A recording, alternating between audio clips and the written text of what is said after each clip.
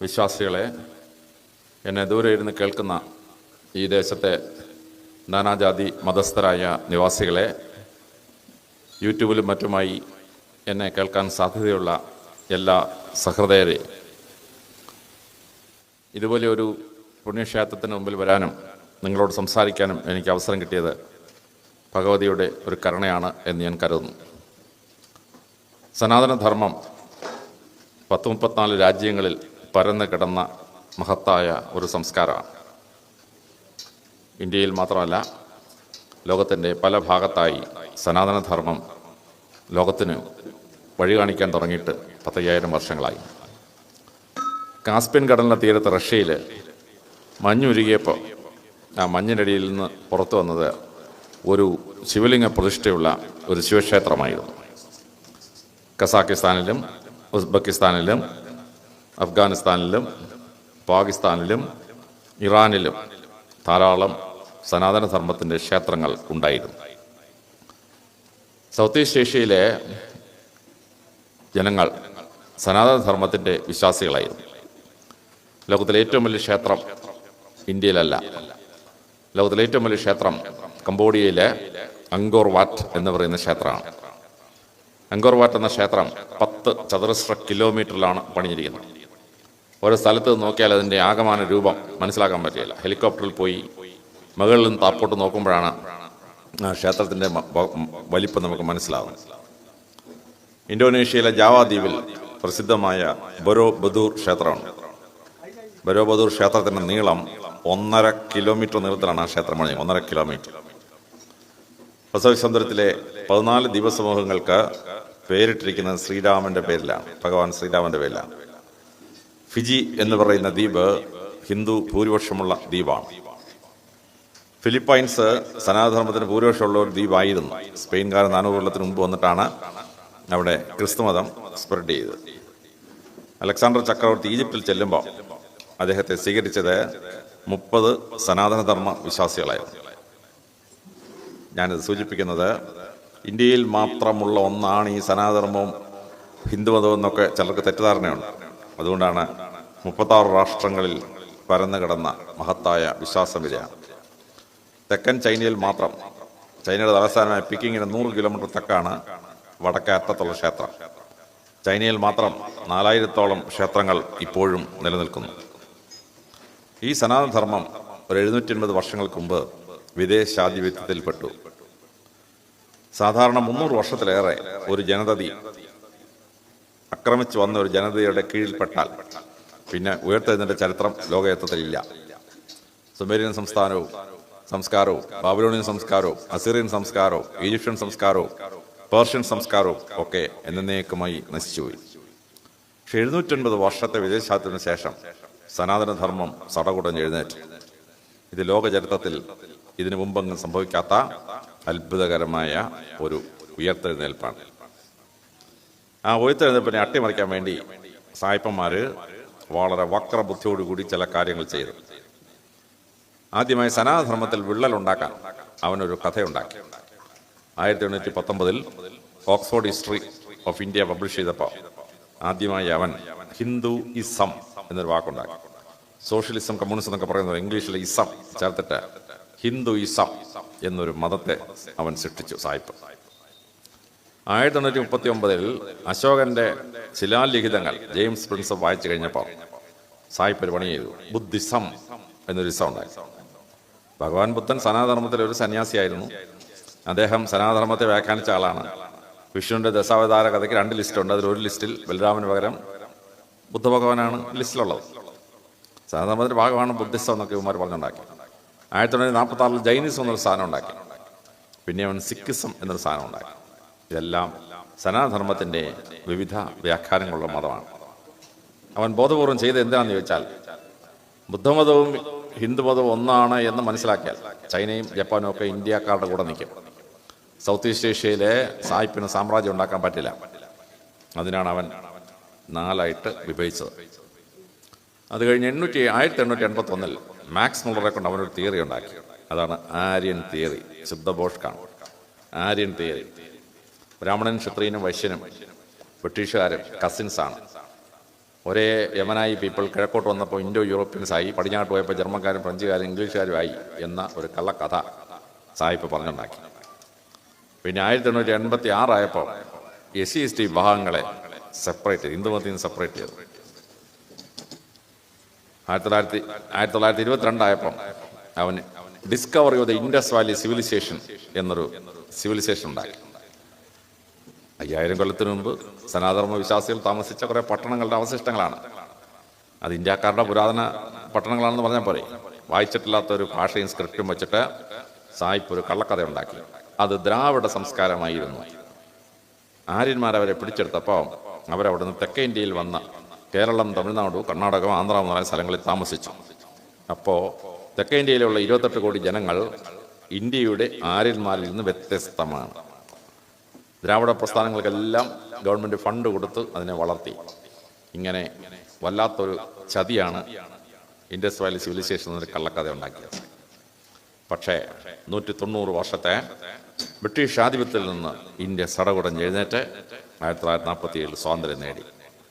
77 വർഷം കഴിയുമ്പോഴേക്കും ലോകത്തിലെ 160ാമത്തെ ദരിദ്ര രാഷ്ട്രമായിരുന്ന ഇന്ത്യ ഇന്ന് ലോകത്തിലെ 5ാമത്തെ വലിയ സാമ്പത്തിക ശക്തിയായി മാറിയിരിക്കുന്നു.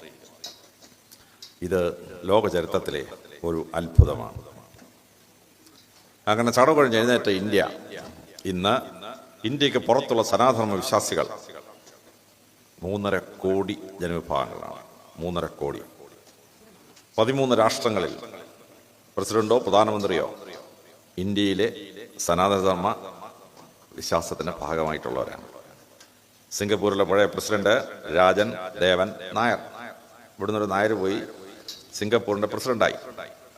ഇപ്പോൾ ന്യൂസിലൻഡിലെ ഫോറിൻ മിനിസ്റ്ററുടെ പേര് പ്രിയങ്ക നായർ, അങ്കമാലിക്കാരി ഒരു നായർ സ്ത്രീയാണ്, ന്യൂസിലൻഡിൻ്റെ വിദേശകാര്യമന്ത്രി. സനാതനധർമ്മത്തിലെ ഒരു ബ്രാഹ്മണ സ്ത്രീയുടെ മകൾ ഇന്ന് യുണൈറ്റഡ് സ്റ്റേറ്റ്സ് ഓഫ് അമേരിക്കയുടെ വൈസ് പ്രസിഡന്റായി മാറി. സൂര്യനസ്തമിക്കാത്ത ബ്രിട്ടീഷ് സാമ്രാജ്യം ഇന്ത്യയും സനാതനധർമ്മത്തിന്റെ ഭൂമികളെയും കീഴടക്കി ഭരിച്ചു.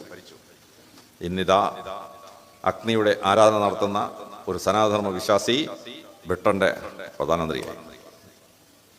അമേരിക്കയുടെ ഹൗസ് ഓഫ് കോൺഗ്രസിൽ 5 പേർ സനാതനധർമ്മ വിശ്വാസികളാണ്. മൊറീഷ്യസിലെ പ്രസിഡന്റും പ്രധാനമന്ത്രിയും ഹിന്ദുക്കളാണ്, സനാതനധർമ്മ വിശ്വാസികളാണ്. ഫിജിയുടെ പ്രധാനമന്ത്രിയായിരുന്ന ചൗധരി സനാതനധർമ്മ വിശ്വാസിയാണ്. 13 രാഷ്ട്രങ്ങളിൽ ഇന്ന് ഇന്ത്യ പ്രസിഡന്റിനെയോ പ്രധാനമന്ത്രിയോ അല്ലെങ്കിൽ വളരെ ഇമ്പോർട്ടൻ്റായ സ്ഥാനങ്ങൾ വഹിക്കുന്നവരായി മാറി.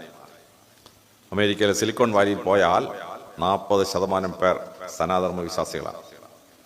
നാസയിലെ റോക്കറ്റ് വിക്ഷേപണ കേന്ദ്രത്തിൽ പോയാൽ 35% പേർ സനാതന വിശ്വാസികളായ ശാസ്ത്രജ്ഞന്മാരാണ്.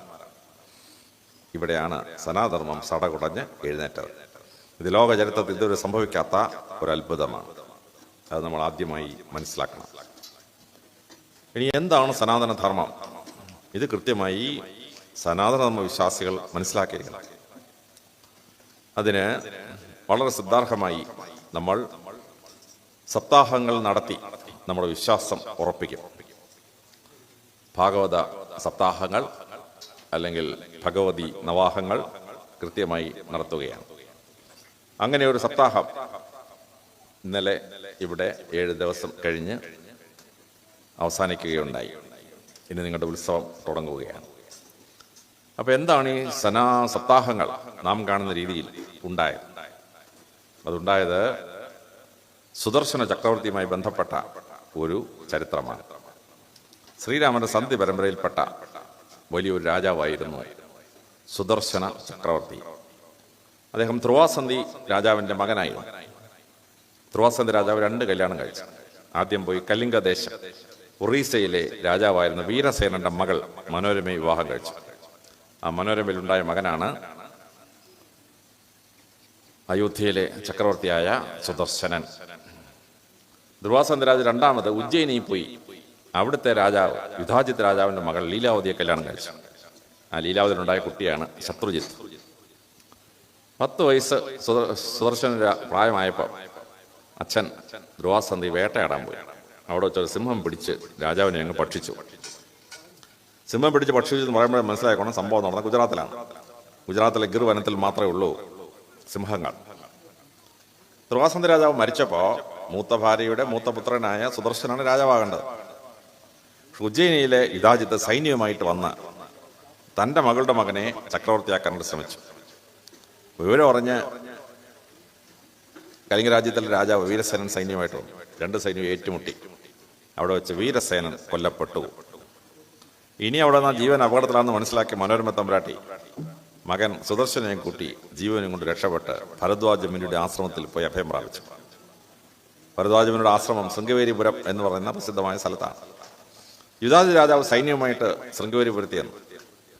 മഹർഷി ഇറങ്ങിയെന്ന് പറഞ്ഞു, നീ അയോധ്യയിൽ ചെന്ന് കളിച്ച പോലെ ഇവിടെങ്ങാനും കയറി കളിക്കാൻ വന്ന നിന്നെ ശാപിച്ച് ഭസ്മമായി കളഞ്ഞു. ദുർവാസ മഹർഷിയുടെ ശാപം കേട്ടിട്ടുള്ള യുധാജിത്ത് ജീവനും കൊണ്ട് അവിടെ നിന്ന് രക്ഷപ്പെട്ടു. അങ്ങനെ ഇരിക്കുമ്പോൾ കാളി ഭഗവതി സുദർശന രാജകുമാരനെ വന്ന് കണ്ട് കാമരാജ മന്ത്രം പറഞ്ഞു കൊടുത്തു. ക്ലീബ ക്ലീബ മന്ത്രം പറഞ്ഞു കൊടുത്തു. നിഷാദ രാജാവ് ശൃംഗവേരിപുരത്തിൽ വന്നിട്ട് ഒരു പറക്കുന്ന തേര് കൊടുത്തു. അങ്ങനെ ഇരിക്കുമ്പോൾ കാശി രാജാവ് ഭരദ്വാജ മുനിയെ കാണാൻ വന്നു. രാജകുമാരന്റെ ബുദ്ധിശക്തിയും കഴിവും അറിവും കാഴ്ചക്കുള്ള സൗന്ദര്യവും ഒക്കെ കാശി രാജാവിനെ ഭയങ്കരമായി സ്വാധീനിച്ചു. കാശി രാജാവ് തിരിച്ചു ചെന്ന് കൊട്ടാരത്തിൽ ചെന്ന് സുദർശന രാജകുമാരന്റെ ഗുണഗണങ്ങൾ വർണ്ണിച്ചു. ഇത് കേട്ട കാശി രാജാവിന്റെ മകൾ ശശികലയ്ക്ക് കലശലായ പ്രേമം കല്യാണം കഴിക്കണം ആവശ്യപ്പെട്ടു. അങ്ങനെ കാശി രാജാവ് മനോരമയോടും മകനോടും ശൃംഗവേരിപുരത്ത് നിന്ന് കാശിയിൽ വരാൻ പറഞ്ഞു. അവർ ആശ്രമത്തിൽ നിന്ന് പുറത്തിറങ്ങിയവർ യുധാജിത്ത് അറിഞ്ഞു. യുധാജിത്ത് ഉടനെ സൈന്യമായിട്ട് വന്നു. പക്ഷേ കളി ഭഗവതി പറഞ്ഞു കൊടുത്ത കാമരാജ മന്ത്രവും നിഷാദ രാജാവ് കൊടുത്ത മാന്ത്രിക തേര് ഉപയോഗിച്ച് സുദർശനൻ യുദ്ധം ജയിച്ചു. അങ്ങനെ അദ്ദേഹം രാജാവായപ്പോൾ അദ്ദേഹം ഒരു കൽപ്പനയിട്ടു. ഇന്ത്യയിലെ ഓരോ ക്ഷേത്രത്തിലും ആണ്ടിലൊരിക്കൽ ഉത്സവത്തോടനുബന്ധിച്ച് ഭാഗവത സപ്താഹങ്ങൾ നടത്തിയിരിക്കണം.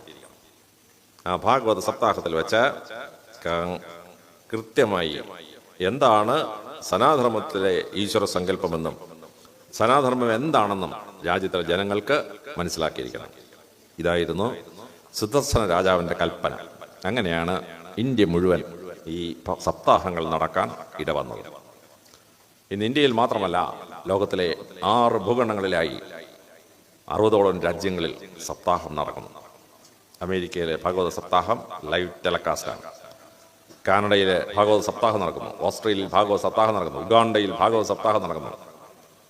ലോകമെങ്ങും എത്രയോ രാജ്യങ്ങളിലാണ് ഇപ്പോൾ ഭാഗവത സപ്താഹം നടക്കുന്നത്. സിലോണിലും മൊറീഷ്യസിലും ഫിജിയിലും ഒക്കെ ഭാഗവത സപ്താഹങ്ങൾ നടക്കുകയാണ്. അപ്പോൾ ഈ ഭാഗവത സപ്താഹം നടക്കുമ്പോൾ എന്താണ് ആ ഭാഗവത സപ്താഹത്തിൽ നമ്മൾ മനസ്സിലാക്കേണ്ടത്? ഇത് ശ്രദ്ധേയമായ മറ്റൊരു കഥയിലെ നമുക്ക് മനസ്സിലാക്കാൻ പറ്റുള്ളൂ. പണ്ട് ആത്മദേവൻ എന്നൊരു മഹർഷി ഉണ്ടായിരുന്നു. അദ്ദേഹത്തിൻ്റെ ഭാര്യ ദുന്ദുലി അതീവ സുന്ദരിയായിരുന്നു. പക്ഷെ മക്കളില്ല. ആത്മദേവൻ മക്കളുണ്ടാവാൻ വേണ്ടി ഒരു ഋഷിവര്യനെ പോയി കണ്ടു. ഋഷിവര്യൻ അപ്പോഴേ കാര്യം മനസ്സിലായി. എന്താണെന്ന് ചോദിച്ചാൽ, ഈ ദുന്ദുലി ഗർഭം ധരിക്കാത്തത് ആരോ ദുന്ദുലിക്ക് പറഞ്ഞു കൊടുത്തു. ഗർഭിണിയായി പ്രസവിച്ചാൽ സൗന്ദര്യം പോകുമെന്ന് പറഞ്ഞു കൊടുത്തു. ഇപ്പോഴും ഉണ്ട് ചില പെണ്ണുങ്ങൾക്ക് ഈ വിവരക്കേട്. ഡോക്ടർമാർ പറയുന്നത് 2 തവണയെങ്കിലും ഗർഭം ധരിച്ച് പ്രസവിക്കുന്ന സ്ത്രീകൾ അവരുടെ സൗന്ദര്യം ഒരു 70 വയസ്സിലേക്ക് നിൽക്കും. അല്ലാത്ത സ്ത്രീകളുടെ സൗന്ദര്യം, പ്രസവിക്കാത്ത സ്ത്രീകളുടെ സൗന്ദര്യം ഒരു 40 വയസ്സാകുമ്പോഴേ പോകും എന്നാണ് ഡോക്ടർമാരുടെ അഭിപ്രായം. മഹർഷി പറഞ്ഞു, ഞാനൊരു പഴം വാഴ്ത്തി തരാം, അങ്ങയുടെ ഭാര്യ ഇത് കഴിക്കുകയാണെങ്കിൽ പുത്രനെ കിട്ടും, സംശയമൊന്നും വേണ്ടായിരുന്നു. ആത്മദേവൻ പഴം കൊണ്ട് വീട്ടിൽ വന്നു. ദുന്ദുലി കൊടുത്തു. ദുന്ദുലി പഴം കഴിക്കുമോ? ദുന്ദുലി അതെടുത്ത് പശുവിന് കൊടുത്തു. പക്ഷേ മഹർഷി വാഴ്ത്തിയ പഴം ഫലം കാണിക്കാതിരിക്കാൻ പറ്റിയില്ല. ആ പഴം തന്നെ പശു പ്രസവിച്ചു. മനുഷ്യൻ്റെ രൂപം, പക്ഷേ പശുവിൻ്റെ ചെവി, പശുവിൻ്റെ കൊമ്പ്. അതുകൊണ്ട് അദ്ദേഹത്തെ വിളിച്ച പേരാണ് ഗോകർണൻ, പശുവിൻ്റെ ചെവിയുള്ളവൻ, ഗോകർണൻ. നിങ്ങൾക്കൊരുങ്ങി ഗോകർണൻ നല്ല പരിചയമാണ്. പരശുരാമൻ വന്ന് ഗോകർണ ക്ഷേത്രത്തിൽ നിന്ന് മഴുവെറിഞ്ഞ് കന്യാകുമാരി പോയി വീണപ്പം കേരളം രൂപാന്തരപ്പെട്ടു എന്നൊരു കേരളോത്പത്തിയിലെ കഥ ഞാനും കേട്ടിട്ടുള്ളതാണ്. ആ ഗോകർണൻ ജനിച്ച് വളരെ മര്യാദയായിട്ട് പശു പ്രസവിച്ച കുട്ടി വളർന്നു വരികയായിരുന്നു. പക്ഷേ ഈ ഭർത്താവ് ആത്മദേവൻ വന്ന് ചോദിക്കുമ്പോൾ കുട്ടിയെ കാണിക്കണ്ടേ? ദുന്ദുലി അതിനൊരു പണിയെടുത്തു. അനിയത്തിയുടെ മകനെ ദത്തെടുത്ത് കൊണ്ടുവന്നിട്ട് താൻ പ്രസവിച്ച കുട്ടിയാണെന്ന് ആത്മദേവൻ തപസ്സിന് പോയിട്ട് വന്നപ്പോൾ പറഞ്ഞു കൊടുത്തു. അങ്ങനെ ദുന്ദുലി എടുത്തു വളർത്ത കുട്ടിയായതുകൊണ്ട് ആ കുട്ടിയെ ദുന്ദുകാരി എന്ന് വിളിച്ചു. ദുന്തുകാരി ആറുവഷളൻ, കള്ളുകുടിയൻ, പെണ്ണുപിടിയൻ. അവൻ്റെ ദുർനടപ്പ് കാരണം നാണക്കേട് സഹിക്കവയ്യാതെ ദുന്തുലി കണ്ടിച്ചാടി ചത്തു, ആത്മഹത്യ ചെയ്തു. ദുന്തുകാരി പോയി 5 പെണ്ണുങ്ങളെ വിളിച്ചോണ്ട് വന്നു. പിന്നെ ഇതിനോട് 5 കൊണ്ടുവരുന്നു, ഒരു രാത്രി ഒരു പെണ്ണ് പോരെ. അപ്പോൾ ഈ 5 പെണ്ണുങ്ങളോട് ആലോചിച്ചു, ഇവൻ നമ്മളെ എല്ലാ ദിവസവും ഉപയോഗിക്കും, കുറച്ച് പൈസ ആരും, ഇവനെ ഞങ്ങൾ തല്ലിക്കൊന്നാലേ ഇവൻ്റെ കയ്യിലിരിക്കുന്ന മുഴുവൻ പൈസയും സ്വർണ്ണം നമുക്ക് കൈക്കലാക്കാം. 5 പെണ്ണുങ്ങളും കൂടെ മദ്യപിച്ച് ലക്കിട്ട് കിടന്ന ദുന്തുകാരുടെ തലക്കടിച്ച് കൊന്നു. ഈ അമ്മ സൂയിസൈഡ് ചെയ്ത് അതേ കണ്ടി കൊണ്ടിട്ടുവാൻ. അന്നത്തെ പോലീസിന് വലിയ കഴിവൊന്നുമില്ല. ഇന്നത്തെ പോലീസാണെങ്കിൽ പോസ്റ്റ്മോർട്ടം ഒക്കെ നടത്തി അവനെ പിടിച്ചേനായിരുന്നു. അന്ന് പോലീസിൻ്റെ കഴിവുകേട് കാരണം 5 പെണ്ണുങ്ങളും രക്ഷപ്പെട്ട് കഴിഞ്ഞപ്പോൾ ശാന്തം. ഗോകർണൻ തപസ്സെല്ലാം കഴിഞ്ഞ് തിരിച്ചു വന്നപ്പം അമ്മയെ കാണുന്നില്ല, അനിയനെ കാണുന്നില്ല. അപ്പോഴുണ്ട് ആശ്രമത്തിൻ്റെ പുറകിലുള്ള മുളം കുഴലിനകത്ത് മുളം കാട്ടിൽ നിന്നൊരു ശബ്ദം കേട്ടു. ചേട്ടാ, ഇത് ഞാനാണ്, ദുന്തുകാരി. അമ്മ ആത്മഹത്യ ചെയ്തതിൻ്റെ ദുർനടപ്പ് കാരണം എന്നെ പെണ്ണുങ്ങൾ തല്ലിക്കൊന്നി കെട്ടിയിട്ടാണ്. ഈ ജന്മം പോയി. പക്ഷേ നീ ഒരു ഭാഗവത സപ്താഹം നടത്തി എനിക്ക് മോക്ഷം റെഡിയാക്കി തരണം. ഭാഗവതത്തിലെ 32 കഥകൾ അതിനടിയിൽ വേദവ്യാസൻ കൃത്യമായി എഴുതിയിട്ടുണ്ട്. ഈ കഥകൾ കേൾക്കുകയും ധ്യാനിക്കുകയും ചെയ്യുന്നവർ മോക്ഷം പ്രാപിക്കും. 32 കഥയുടെ അടിയിൽ രേഖപ്പെടുത്തിയിട്ടുള്ളതാണ്. ഗവർണർ പറഞ്ഞു, ശരി, നിന്റെ ആത്മാവിന് മോക്ഷം കിട്ടാൻ വേണ്ടി ഞാനൊരു സപ്താഹം നടത്താമെന്ന് പറഞ്ഞു. അപ്പോൾ നാട്ടുകാരെല്ലാം കൂടെ വന്നു. അങ്ങനെയാണ് ഞാൻ കൂടെ കേൾക്കണം. ഗവർണർ പറഞ്ഞു, എല്ലാവരും ഇരുന്നോളാം പറഞ്ഞു. ഒരാഴ്ച ഗവർണർ ഈ സപ്താഹം വളരെ കൃത്യമായി നടത്തി. ഓരോ കഥ കേൾക്കുമ്പോഴും ദുന്തുകാരി മുളങ്കുഴയിൽ നിന്ന് മൂളി കേട്ടുകൊണ്ടേയിരുന്നു. ഒരാഴ്ച കഴിഞ്ഞപ്പോൾ ദുന്തുകാരിക്ക് മോക്ഷം കിട്ടി.